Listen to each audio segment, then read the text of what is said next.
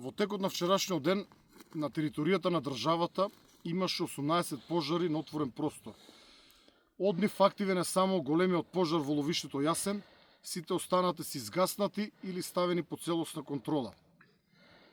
Што се однесува до големиот пожар во ловиштето Јасен, и денес продолжуваме со истата стратегија, односно го чистиме од вегетација сртот. Остану уште едно мало парче од овој срт, од овој гребен, кој што, како што може да се забележи, е исчистен целосно од вегетација.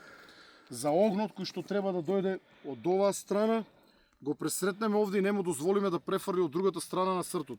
Истото ово го имаме направено на горната страна на гребенот, оному каде што завршува овој гребен, така што верувам дека денес огнот ќе биде опколен и ќе биде сопрен.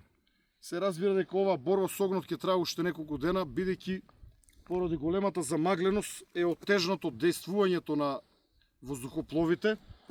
Чекаме да се крене чадот за да полетат 2 хеликоптери, еден полициски, еден армиски, како и ер-тракторот или ер-тракторите на дирекцијата за заштита и спасување.